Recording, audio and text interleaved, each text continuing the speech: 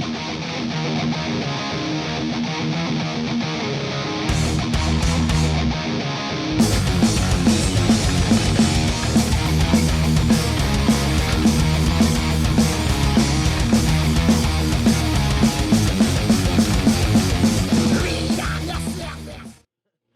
up, everybody? Welcome to Lead to Metal. My name is Scott Waters, and it's time for another edition of What's Spinning.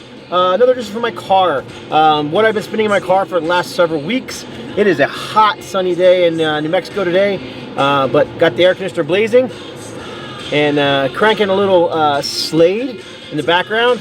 Some Sladist. I believe this is from 1973, 74, somewhere in that area. Classic, you know, British glam rock. For some reason I always associate Slade with Sweets, which two bands seem to go hand in hand to me, kind of like Angel and Stars. And I think of one, I think of the other. So in any case, what else have I been spinning in the car? Let's get right to it.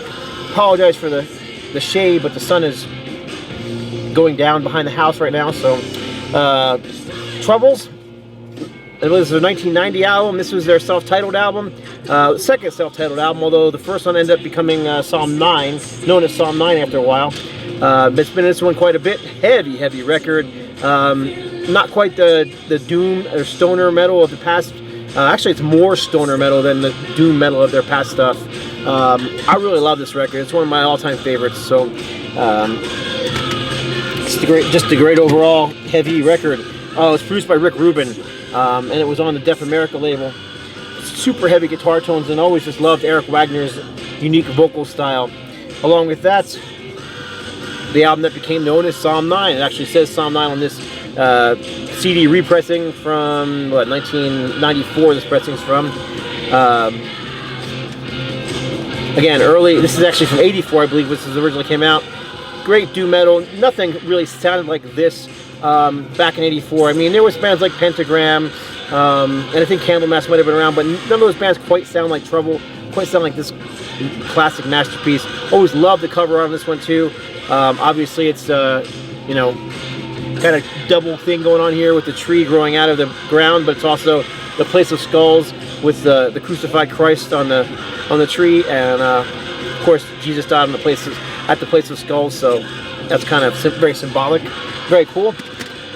Love that album. Classic album from Tank. This is Blood and Honor. I think it was their fourth album.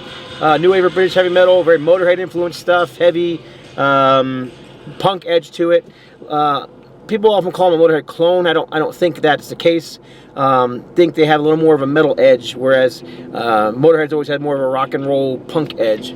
But both bands do have, you know, that punk edge. So, and they do have that, you know, growling bass, and the bass players doing the singing in both bands. But regardless, classic record from them. Gotta keep this going because there's a lot in here. This is Hair of the Dog, Rise. This is an album that I recently received from LJ, Biosite 1, and been listening to this one quite a bit. It's this is kind of your excuse me, it's kind of your barroom rock, just straightforward, in your face, party, good time rock and roll. I mean, you got songs on here like 5 to 9, which is basically about telling your boss to kiss your butt because it's your time to party. So then you got a song on here like Moker Jahubis, which is celebrating all things mammalian.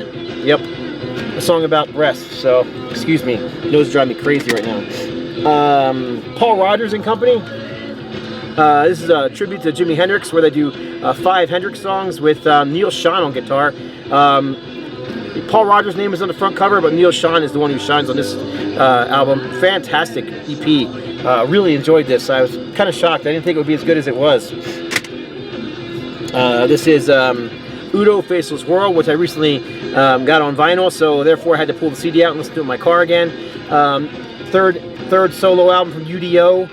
Some great stuff on here. Heart of Gold, Faceless World. What else on here? Restricted Area is a classic from him. What else we got in here? Let's see. This is Wolf Spider, Polish speed metal thrash band. Very chaotic, very experimental, very what's the word I'm looking for? Technical. I don't know really a band to compare them to. They just sound like themselves. They are Polish, but the lyrics are all in English. However, there is a what, 4 bonus tracks on here, tracks 12 through 15, which are in Polish. You kind of see that right there, and that's more of a straightforward thrash metal. So I'm assuming it's an early demo from them. I haven't actually read up on this one yet, but quite enjoying these guys. This is a Metal Mind reissue, and I believe this is their 3rd album. Nuclear Assault. This is Something Wicked, and this is probably one of their least liked by the fans and one of my most liked. Really love this one. It's slowed down a little bit. It's a little heavier than I don't know. Their earlier stuff was more punk and hardcore influence. This is more straightforward metal. And matter of fact, I'm going to throw that in real quick. And that could be because of the fact that 2 of the members had been replaced, and in their place we get guitar player, I forget his name, but he was a guitar player from TT Quick. Let's see if I can look it up real quick while I play a little bit of this.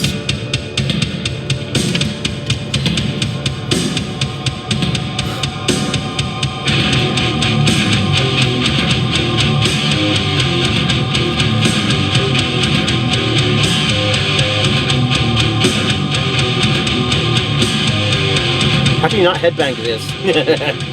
So awesome.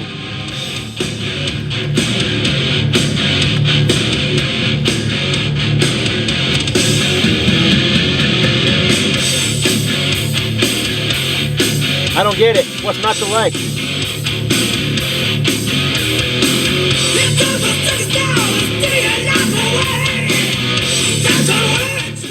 Anyhow, some Nuclear Assault. Dave DiPietro was his name.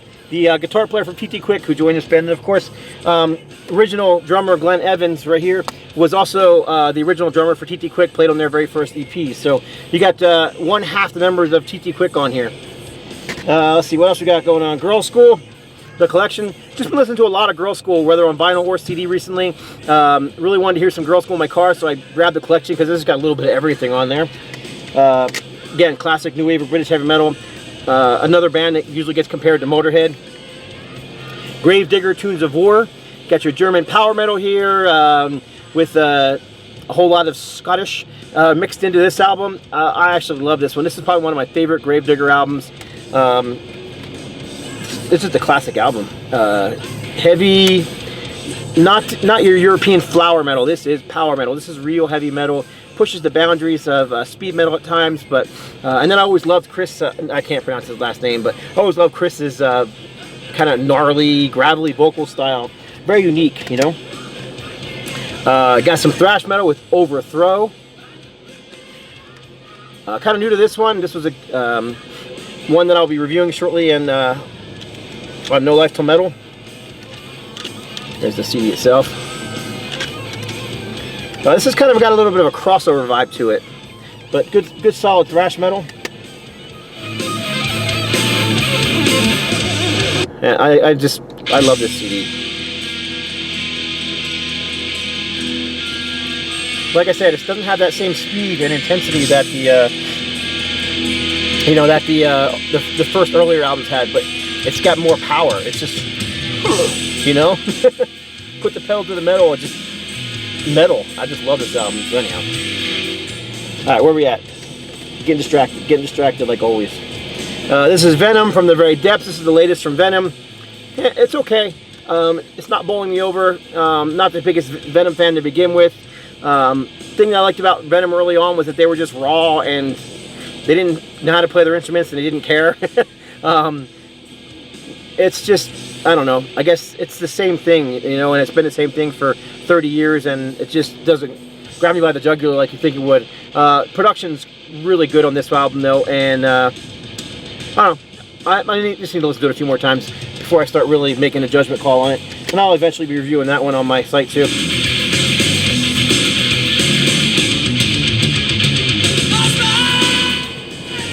Alright, where we at here? One that recently came in the mail. This is D.A.D. Disneyland After Dark. This is called The Wild. This is their first album, I believe, before they changed their name to just D.A.D. I heard this called Cowpunk. Okay.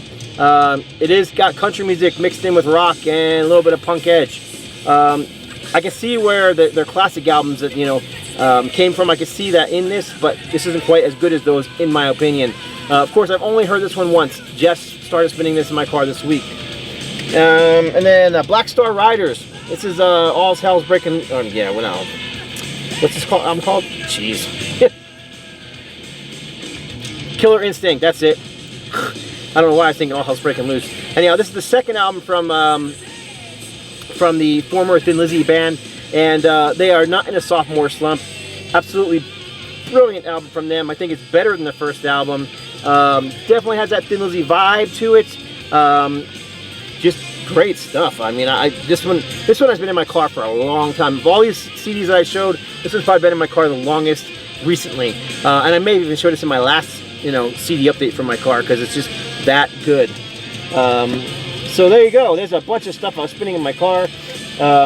Probably should have done a few more spins for you, but what can I say? How about we'll just end it with a little more nuclear assault.